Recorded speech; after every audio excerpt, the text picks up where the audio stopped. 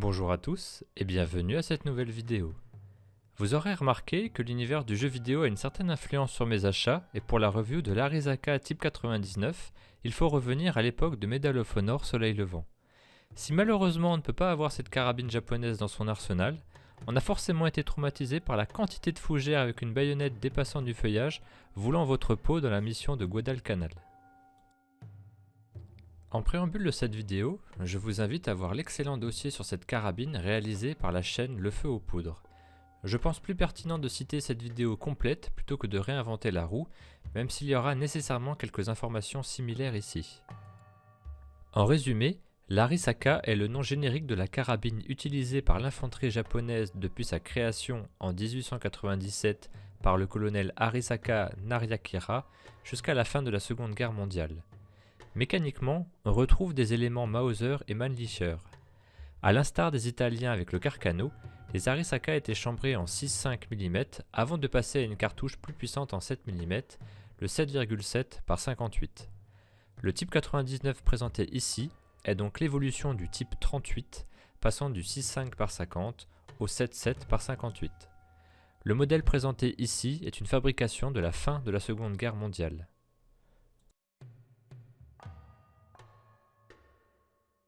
Les Japonais sont confrontés au même problème de rationnement des matières premières que leurs partenaires de l'axe allemand et italien et doivent simplifier l'armement et faire des économies de bout de chandelle sur l'acier.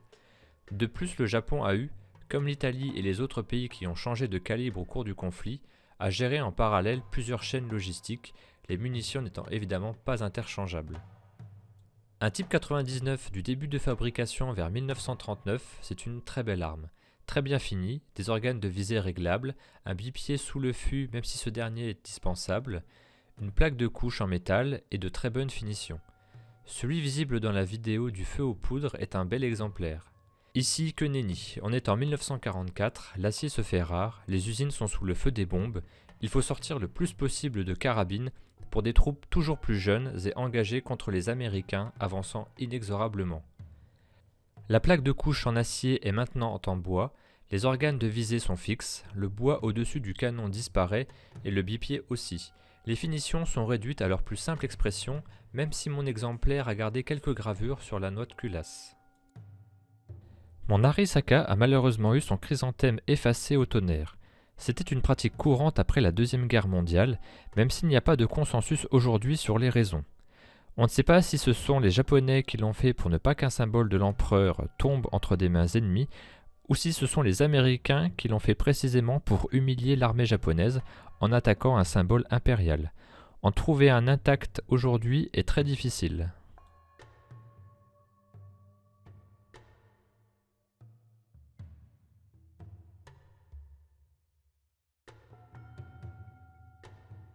Ici, en comparaison avec un Mauser 98K, on peut voir les similarités du mécanisme. Pour démonter la culasse, poussez le levier et tirez la culasse en arrière. On peut voir que les culasses sont similaires avec un long extracteur sur le côté. La culasse de l'Arisaka et son boîtier sont nettement plus massifs et l'impression de solidité domine. L'acier utilisé, même si rationné, était d'une rare qualité pour l'époque et les traitements anti-corrosion sont meilleurs que la moyenne, ce qui est logique considérant l'environnement japonais.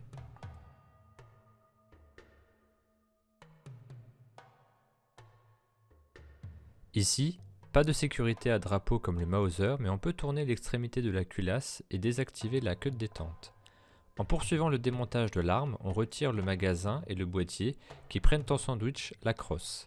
À la manière de toutes les armes produites en fin de conflit par un pays sur le déclin, les finitions sont mises de côté, l'arme doit fonctionner, c'est tout.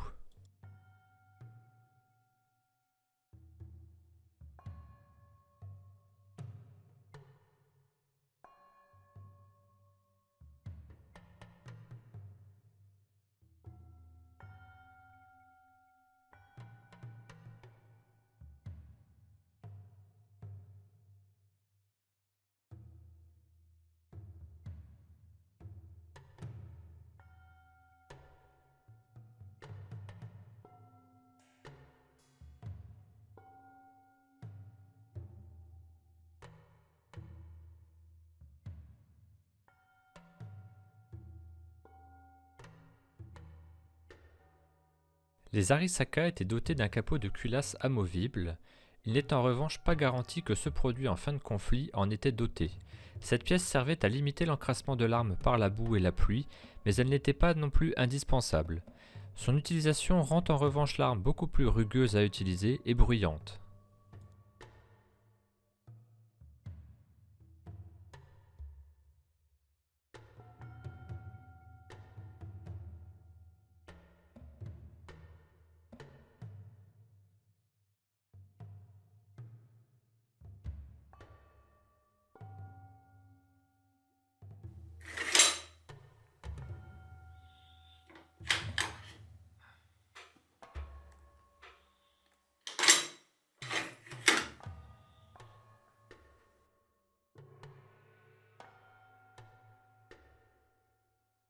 Ici en gros plan la plaque de couche, en bois, simplement cloutée à la crosse.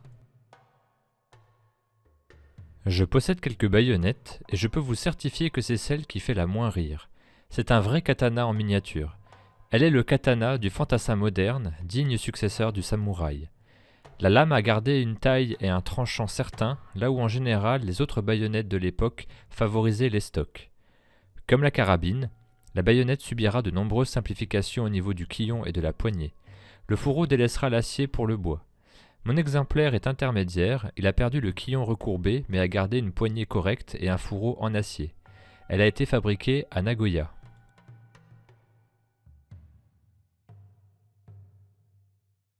La majorité des autres pays utilisaient des baïonnettes raccourcies. Le Japon privilégiait encore des lames longues même si on a quelques modèles raccourcis dans l'arsenal. Il en équipait jusqu'à ses mitrailleuses. Fixé à la carabine, on se rend mieux compte de la longueur de l'ensemble et de l'outil mortel obtenu si les munitions venaient à manquer. La guerre du Pacifique est remplie de récits de GI narrant le caractère jusqu'au boutiste des troupes japonaises et leurs charges baïonnettes au canon. On doit mourir pour l'empereur, on ne se rend pas.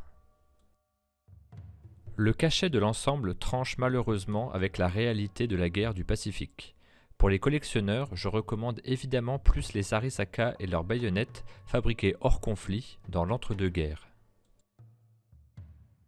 Et je m'adresse aux collectionneurs car nous allons aborder le principal défaut de cette arme aujourd'hui, en dehors de sa disponibilité, ce sont les munitions. Comme le 735 Arcano, le 77 Arisaka est très peu disponible. Le Japon et l'Italie n'avaient déjà pas l'industrie et la logistique pour fournir leurs troupes. On imagine sans mal pourquoi aujourd'hui c'est quasi inexistant sur le marché de la munition manufacturée. Heureusement, dans le cas du 77 Arisaka, Norma propose des munitions. Votre humble serviteur ne rechargeant pas pour le moment, j'ai dû vendre un rein pour choper quelques boîtes au tarif que vous voyez sur la boîte. 20 cartouches par boîte, soit pas loin de 5 € la munition. Pour ceux qui rechargent, il faut modifier une douille de 30-06 et utiliser une ogive de 311. Les rechargeurs de 7,62 par 54R ou 303 British ne seront pas dépaysés. J'aurai au moins quelques douilles de rab le jour où je rechargerai.